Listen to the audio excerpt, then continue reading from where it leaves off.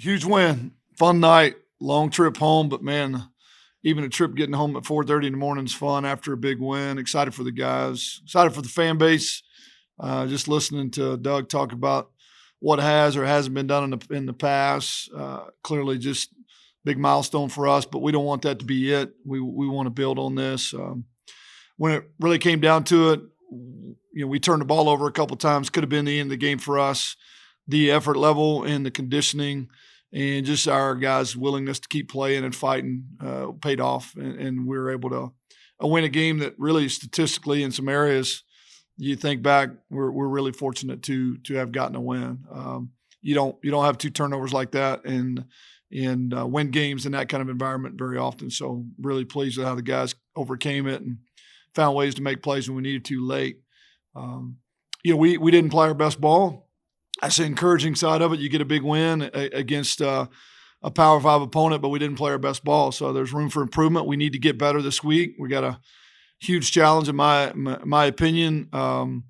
You look across college football, and 4 or 5 times this weekend, FCS opponents beat Division I schools, and this one has a tremendous history anyway. North Dakota, 5-2 last year. I think they lost to James Madison and North Dakota State. Both great teams. Beat the brakes off of South Dakota State, who just beat Colorado State this weekend. So there's a lot of reasons to be alert and awake and aware of the opponent coming in this week. So listen to our guys talking about it on the way home on the plane. Already started the process of reminding them that it's about the opponent ahead of you, not the one behind you. And we need to have a great week of prep, get better, improve in a lot of areas, and then build on the effort level and the energy level that we played on. I think those are the factors that are going to be the most important. Can we raise the level a little bit higher, and can we reduce mistakes? Excited about playing in front of our home crowd on a Friday night. I think it's a whiteout if I'm not mistaken, so it should be electric, and I expect it to be. And any fans that are watching, man, we need you. We need you big time this Friday night. Where else would you want to be on Friday night? So looking forward to it. What questions do you have? Hey, Coach. Jake Nielsen, Statesman. I think externally, kind of the overall opinion of the team is, or the expectation level has grown a little bit after a win like that. Internally, does anything change whatsoever, or is it just on to the next one? Just on to the next one. Obviously excited about the win. We felt like we could win going in. I told the guys in the locker room I was excited but not surprised. I felt like we had a game plan that gave us a great chance to win. I think we were being underestimated pretty much by everybody going into the game, especially in the state of Washington, that's for sure. So we felt like that we had prepared very well. We had some key areas that could be difficult for them. And if we didn't just shoot ourselves in the foot with a ton of mistakes, that our energy level, conditioning level, the style of play would give them some trouble. And honestly, it ultimately did just that. So we weren't surprised, excited but not surprised. And so in that sense, what we expect of us is just improvement and getting better from week 1 to week 2. So that hasn't changed inside our building at all. Coach Al from KVNU, after the game, we never even mentioned the special teams and the punt at the 1-yard line, the field goals. That was huge in the game. I mean, Scarborough did get one good return in the game. Can you talk a little about that area? Yeah, we talked about it a lot internally here about especially early season. Week 1, you see big critical mistakes in special teams typically that a lot of times will lose the game. I don't know that so much the plays that win the game as much as the plays that lose it. And we avoided that. We had one ball hit the ground on punt return or kick return that shouldn't have. We recovered it fine. We kicked field goals effectively. We covered kicks fairly well. Thought we were a little bit out of shape on one of them, but survived. But those areas you mentioned, the punt to the 1 that ended up resulting in a safety, huge play, momentum swing, being able to execute that well. No snaps on the grounds, no snaps over the head, as we saw Boise deal with the other night. I mean, we played sound, solid ball in the special teams phase. Didn't get the big explosive play that we wanted, but we got solid play, and that's a great first step for us. I do think we can be dynamic in that area. We weren't necessarily Saturday night, but we were efficient.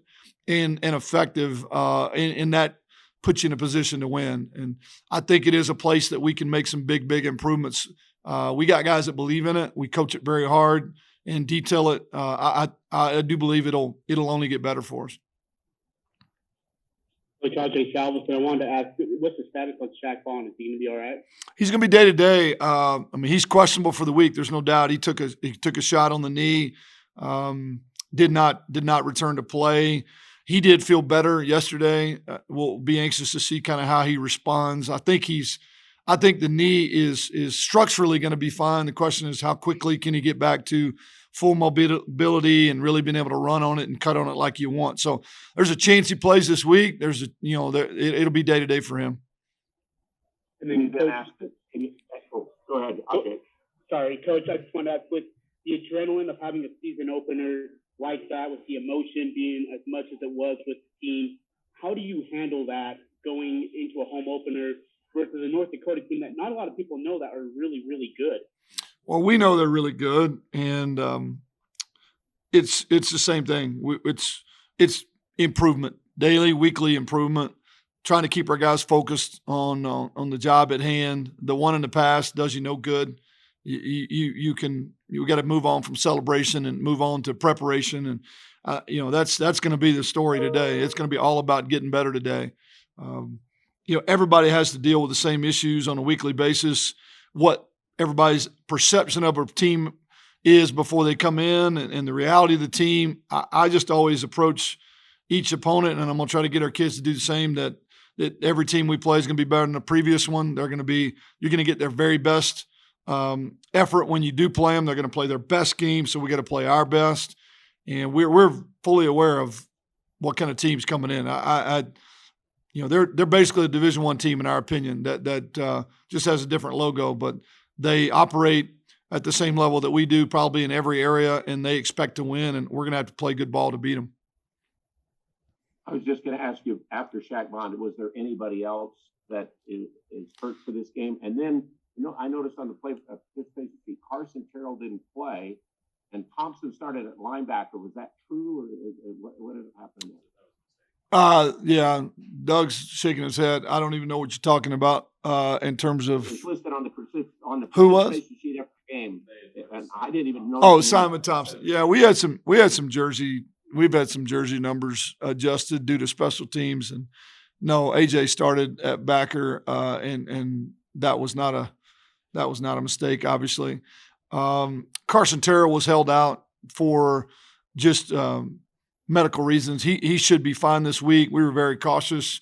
He was cleared to play physically, but we held him just to be really smart and safe moving forward. Long season. Other than that, bumps and bruises on game day. We were fortunate not to come out of it with anything significant. We didn't lose anybody for the year. I've seen some of those announcements from a couple of programs, which we're fortunate to not have to do this week. Everybody should have a very reasonable opportunity to get back on the field, even with a short week, and play this week. Shaq's probably the biggest concern. Coach, Jason Turner from the Herald Journal. I've just really noticed on social media the support from other coaches. Coach Odom, Aird, Martins, just congratulating your team, other teams on campus.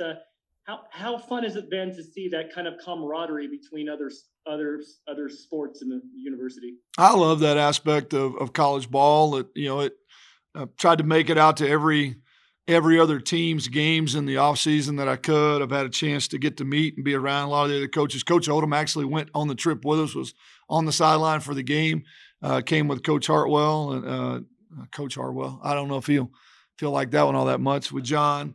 So I think in a community this size, it's even more important, that we got to all pull together and really help each other where we can, try to help in recruiting, try to make our staff and our facilities available to any of the other staffs that are bringing guys through. And we want this to be a big family, not just inside the football building, but the university and the campus as well. So I love it. And we're going to do the same thing when we can. We're going to support every other program on campus that we possibly can as well.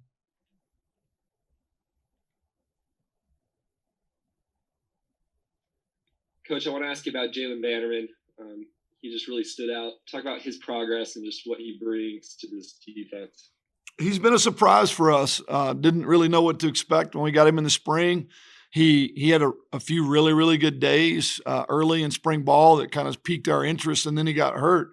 Missed most of the spring, if you guys remember, so we didn't really get to see a whole lot. And unfortunately, he had a very similar fall camp. Saw flashes of a guy that could run and would run to the ball, and then he got hurt again in fall camp and missed most of fall camp. So it's been kind of touch and go with him. He came back off the injury and had a really good prep going into the game. I agree, he did show up. He ran well to the ball. He chased. He was disruptive. Our ends I thought played good on both sides. We for the most part held our own at the point of attack, with the exception of a couple of breakdowns. But he was a bright spot, and hopefully he can stay healthy and keep moving forward. I don't know if y'all noticed his jersey number changed. He was wearing a 45 or something number, and he said he looked better in a single digit. I told him he'd look better if he earned it, and he really did. His work ethic and his attitude earned him an opportunity to get in that jersey, and I think he's excited about wearing it. It's a little thing, but it means a lot when you consider that he earned that through hard work and doing little things right, and it's showing up on the field. Coach, they really have a good running back. He's a big, strong kid. What else makes him an elite football player? Well, you hit it. He's low to the ground, center of gravity, powerful, and they give him the ball a lot, and they're dedicated to trying to run the ball downhill. They've got a good O-line. Schematically, they're going to make you see a ton of different formations, and you're going to have to tackle well. So I think just low center of gravity, powerful lower body, hard to bring down, and they're not afraid to put their face on you, man. It's a physical blue collar football team in a league that all play that way. They're not going to be intimidated at all when they come in here. They're going to expect to be successful and win. So there's a lot of factors involved, but physical O-line and running back, and the style of play, just the overall style of play, all are things that we have to match and exceed. Their physical nature up front, their energy level, tackle well, be physical. It's going to be a key part of the game. Their quarterback was pretty efficient against Idaho State. Are they just kind of a controlled passing attack, and it looks like he can run a little bit too? No, I think he's got the ability to hurt you with his feet, and he connects the dots really well. I mean, you would consider them more of a control style of game and system, but they have the ability to hurt you, with the quarterback's feet, and he can obviously make the throws. Got a couple big targets. Not sure. I know they had a couple injuries. It'd be interesting to see if they lose anybody coming into this game, but you cannot just stick your head in there and lose sight of the fact that he has the ability to push the ball downfield. And then with their defense, last year they forced 15 turnovers in 7 games. They had 24 sacks. And they had 3 turnovers, 3 interceptions against Idaho State. Why are they so effective at making big plays? They're all exactly where they're supposed to be. They're super well coached. They don't get out of gap. They don't miss an assignment, and they play with tremendous effort. They get a lot of hats. To me, the keys to turnovers are getting a lot of hats to the ball. When the first guy maybe kind of disrupts things, the next guy makes the play, and it doesn't matter if the ball's laying on the ground, there's nobody to get it. They always have another hat there. They play with super high energy, and they play in a great league. You look at the teams that they play on a weekly basis. I mean, there's some really good football being played. So they were, I think, top 15 in the country last year defensively. They're again not going to be intimidated. I hope our style of play and what we do is a little bit uncomfortable for them. I'm not sure they see it every day. Hopefully that's plays in our favor, but they line up the right spot. They play with tremendous energy, and they get a lot of hats to the ball, and that's the key for success. One other thing out of the game, Coach. First half, we thought of, I guess with the offensive line, we thought of the illegal procedures and the false starts or whatever. But the second half, you came right out and ran the ball and went at them a little bit more. And it seemed like the running game was better. How did the offensive line play? And, of course, put the running backs in on that, too, as far as the running game. Well, to rush for over 200 yards against that group, especially veteran group, a lot of guys play a lot of downs for Washington State defensively. We expected it to be a little tough early. We just wanted to be patient with the run game. It obviously got better and better as the game went on, and I think that plays into our style of play and the way we prepare physically in the offseason. it showed up in the fourth quarter in a big way. We were fresh. We still had kind of juice in our tank, and it felt like they were kind of falling apart a little bit. And holes got bigger, the runs got better, and we were able to run the ball in some key areas. 3rd and 6, run the ball for a first. That's not a given, especially against that front. Run the ball in from the 4 or 5 yard line and the goal line. Those are typically really tough, hard yards. So I was really pleased with the O-line. We didn't give up a sack. It got scary back there a couple of times, but didn't give up a sack and rushed for over 200 against a Pac-12 opponent. Those are all good numbers. And we use a lot of different running backs, like we talked about, by committee. I thought Calvin had a really good game, but you saw key plays from a lot of different guys, and that's probably going to be the formula moving forward. Coach, I'll ask you about the quarterback situation really quick. It took forever, guys. What have y'all been waiting on? I mean, I appreciate y'all's patience waiting until, I don't know, question 7 or 8, but I thought that'd go in the top 3 for sure. What do you got? Is it going to be a dual quarterback system again on Saturday, or is all of that still up in the air? Still up in the air. Still evaluating it. Both did really good things. Both made some boneheaded mistakes that could have hurt us. We were hard on them both. Still conversation of that, but we're not sure when we'll make that final decision. We are moving towards one. There's no doubt, and this is not something we're going to continue all year. But this week could very well see a similar rotation. Just want to be very thorough in the process before we make a final decision. Calvin, Jason Turner from the Herald Journal. And it really was a total team effort those last 3 possessions of the game, 2 offensively and then the 1 3-and-out defensively. How big of a deal is it when you don't have to rely on 1 player, 2 players, and you're able to get that many contributors in a crucial situation? Things like that. I mean, we work every day at that. I mean, that's our offense right there, and just having them type of weapons. That's what you need. I mean, that's a blessing to have that many weapons on the field at one time, and I think that's why we execute so well.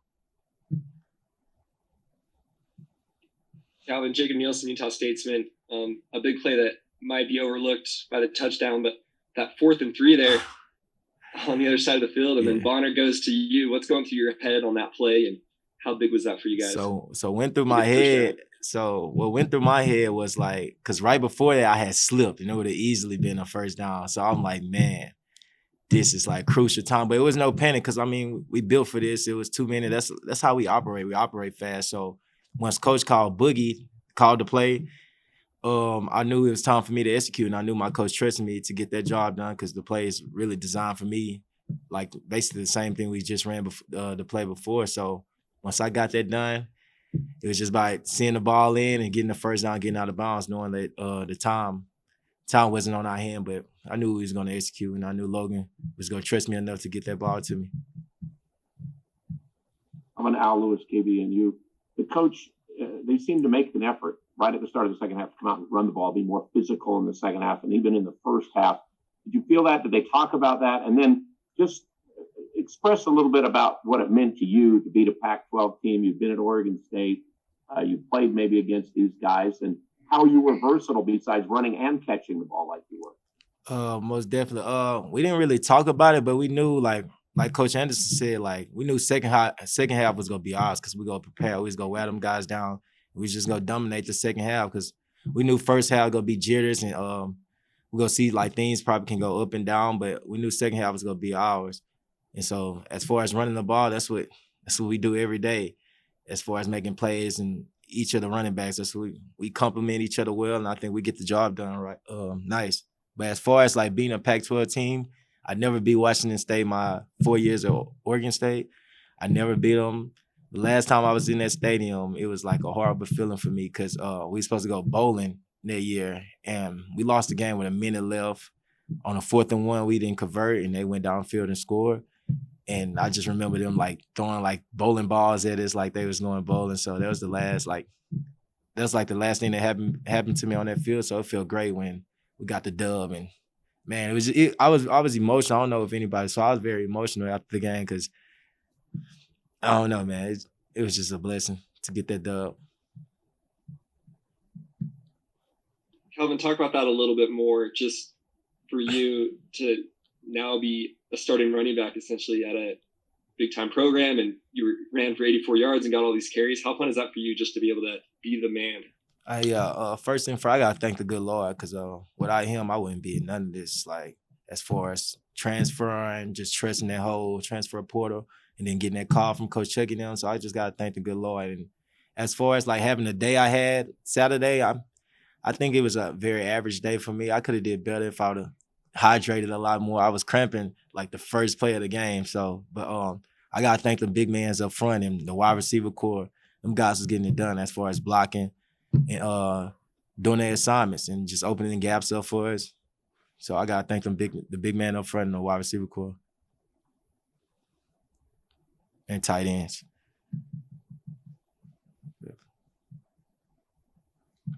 I'll ask you one more. Oh, Al, go ahead. So I was just gonna say, Calvin, does the coach even have to remind you that a lot of FCS teams beat Division I teams this week in college football before this game? Oh nah, I watch a lot of football. They don't have to remind me. We just know we want to go 1-0 every week, and we gonna have that same mentality. And like what I was saying to the guys this week in my room, that don't forget, like we was a 1-6. I wasn't a part of it, but I'm part of this program now. We was a 1-6 team last year, so we need to treat every game like we a 1-6 team with our backs against the wall, like we the underdogs every game. Calvin, it was an extremely balanced attack on Saturday, and that's something that Coach Tucker has talked about. How do you like the offense and just being involved in both the passing game and the run game and just kind of that balance? I love the offense because if you look at like the NFL today, it's like that all these type of offense, not as fast as we go, but as far as like balancing everything out with like with the running back. The running back's more involved in the pass game now than ever. But as far as how Coach Tuck run things, it's great. Like this is the type of system you want to play for, especially as a running back. He gonna take care of you. He gonna make sure you get carries. He gonna make sure you get catches. So it was great. Hey, Dominic, Jake Nielsen, Utah Statesman. For me, I think something that stood out the most about the defense on Saturday was just your guys' speed. It just looked so much faster than last year. What do you got to say about that? I feel like Coach Bonda and this new team, new coaches, I felt like we just had a different mentality going into this game. We felt like we were the underdogs and we just wanted to make big plays and be fast, physical, and tackle the ball. Dominic Al Lewis, KBNU. It looked like defensively in the secondary, you guys contested lots more passes at right when they're going to be caught, or you're right there. Is this more of a man play that you are doing, or was it just great spots where you all were when the passes were passed? I feel like we had a great game plan and we just made plays when the ball was in the air.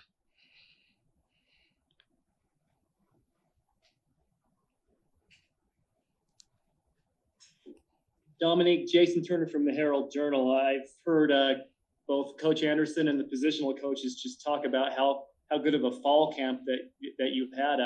How much does it mean to you to the way that you were able to earn the trust of your coaching staff and go out there and perform the way you did on Saturday?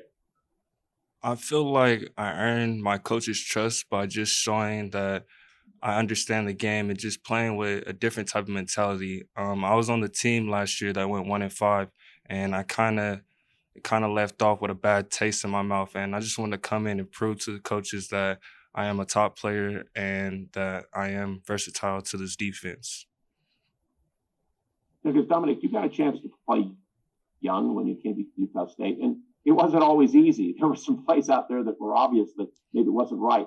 Talk about the evolution of you as a player and what you've had to do and how you have gotten better from the start and where you're at. I feel like each play has taught me a lesson, and I go through my plays and watch film very often. So I feel like watching those plays and seeing what I messed up on and correcting those mistakes, I feel like we touched on that with the coaches a lot and fall camp and just making those plays and not making the same mistakes. Something that Coach Bonda had talked about a lot in the summer is how this defense is going to bring a lot of different looks, a lot of man coverage and a lot of blitz packages and stuff. And looked like you were involved on that. You were able to rush the quarterback a few times and stuff while being in the backfield. So for you, is it difficult to prepare with all these different looks and stuff, or does it just bring excitement to the game? It brings excitement to me. I don't get the blitz like that, but when I do, I'm for sure coming. And I feel like the different stunts and different calls that Coach Bonda brings to the table is just excelling to our game and just adding to each player's value. Dominic, you've been in the stadium when we had bigger crowds since you've been here, and now last year, how it went. How excited do you think everybody is for Friday night? I think everybody is very excited. I think the Mav is going to be rocking, and we're going to give you guys a show.